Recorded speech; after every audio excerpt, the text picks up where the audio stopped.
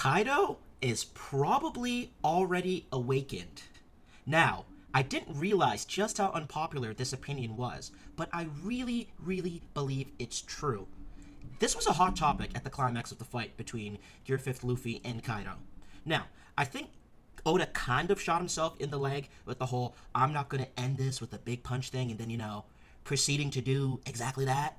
And I feel that it left a lot of people expecting like one last phase from Kaidou, which is kind of another reason that people are so resistant to the idea that Kaidou was already awakened. But I think in this video, I will be able to provide you sufficient evidence to switch to my camp. People, he's already awakened. Now, before we continue, if you have not already, please help your boy out by hitting that subscribe button. If you do, you'll not only help me get one step closer to my goal of 10k subs, but you'll also grow 2 inches. That's right, folks. Anywhere you want.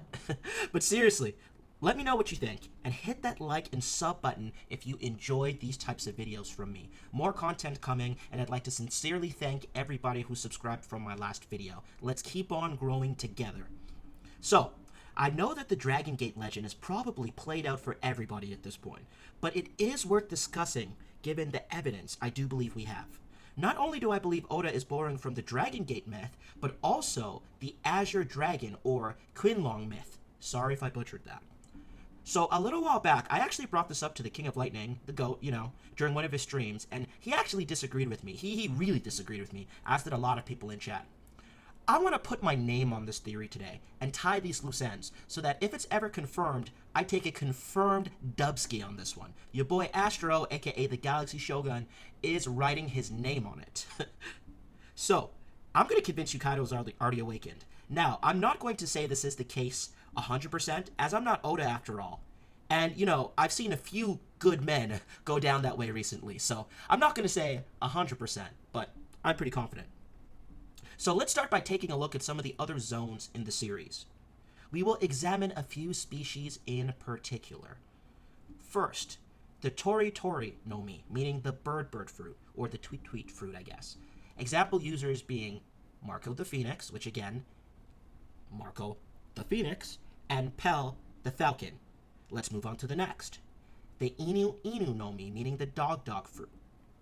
Few users being Katarina Devon, obviously Blackbeard's crew. She has the QB fruit, or the model QB, the Inu Inu model QB. Yamato, who has the Inu Inu model Makami, like the mythical variant, I guess, of the wolf. And then Jabra, actually, with just the normal version of the wolf, being the Inu Inu, or the dog fruit model wolf. So, I wanted to point this out, because so far you can see the clear pattern that's being set. You have the species, and then the specific type. So in this case, you got a phoenix being a mythical type of bird, a falcon being a regular type of bird, a nine-tailed fox being a mythical type, as well as the Makami, which is, kind of like Okami, mythical wolf, and then obviously Jabra just being a typical wolf. All that can be traced to the line of species of a dog. I want to also bring up all of the dragon fruits. The Tobiropo. Just about all of them have an ancient zone dragon fruit. This is also a point of confusion for many people, and after doing some research with my limited knowledge of Japanese, I learned that the actual name typically for dinosaurs is Kyo-ryu. So there's actually 2 pieces of kanji there, and it literally translates based on that kanji to fearful or dreadful dragon. That's why they are still a sub-variant of the dragon fruit. This makes one thing about Kaidou's fruit very, very, very clear, as he is the Uo Uo no Mi. He is the fish fruit. He did not start as a dragon. And stay with me here. I know you're thinking, well, didn't you just bring up the Dragon Gate myth? That's obviously what it's based on. Not just that. So far, all examples point to the devil fruit sharing a pattern of always denoting the main species followed by the specific version after the name. For example, once again, the bird fruit. A falcon is a species of bird. A phoenix is the mythical species of bird. There has been no example, to the best of my knowledge, otherwise, of a species of devil fruit actually producing a different geno. This isn't Digimon. We don't have whales turning into cute mascots, or bunnies turning into sexy angel waifus. Kaido breaks this pattern, as again, he's the Uo Uo no Mi, the fish fruit. As much as people try to justify it, a azure dragon is not a type of fish. Kaido's fruit is the Uo Uo no Mi model azure dragon, or Seiryu, which again is another myth. Oda is in fact borrowing from two different myths, which is the Dragon Gate myth and the Azure Dragon myth. And I will give you more evidence in just a second. Just be mindful that he has been very, very careful and calculated in terms of what parts of each legend he decided to borrow. So, as much as people try to justify it, I will say it again. The Azure Dragon, or a Azure Dragon, is not a type of fish, okay? You might have had an argument if his devil fruit was the Golden Dragon, because the Golden Dragon is actually the ending of the Dragon Gate legend. If that were the case, it would basically be an exact reference to that myth, where again, as I'm sure you've all probably heard a million times, one carp swims up the waterfall at the Yellow River, eventually crossing the Dragon Gate at its apex to be granted an evolution to a golden dragon for its courage. If this were the case, and Kaido was in fact a golden dragon, then you might have an argument that in fact a golden dragon is a type of fish in this case. The difference is, Oda went out of his way to borrow from the Azure Dragon myth for this part of Kaido's lineage. Or devil fruit lineage, I should say. The Azure Dragon, the Seiryu. Let me bring up some similarities between Kaido and that myth, because I know there might be some slight differences depending on if you're looking at the Chinese version of the myth or the Japanese version of the myth. So I'm going to keep this at the basic similarities between all of them that nobody can refute. 1. The Azure Dragon is seen as a deity, as is Kaido in Wano. It was very clear, the people said it, Kaido is seen as a deity. That one is the complete obvious one.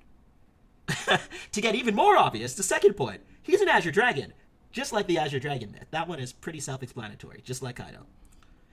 This one is one I don't hear mentioned very often. The Azure Dragon is also one of 4 symbols, which is very similar to Kaido being one of the 4 Yonko. There are 3 more deities in mythology that the Azure Dragon fits with. He is just one of those 4, as is the Azure Dragon in most editions of its myth. In fact, in all editions of its myth. Oda took aspects from both myths. Now, here's the resistance I often get, and I think King specifically said this as well. But Astro, a dragon, is a type of fish. What? What? Wrong, wrong, wrong, wrong. Wrong, wrong, wrong, wrong. A dragon is not a type of fish. Oda could have easily made Kaido's fruit another dragon fruit, being the dragon fruit model Azure Dragon, but intentionally chose not to. The Azure Dragon myth never stated that that deity started as a fish.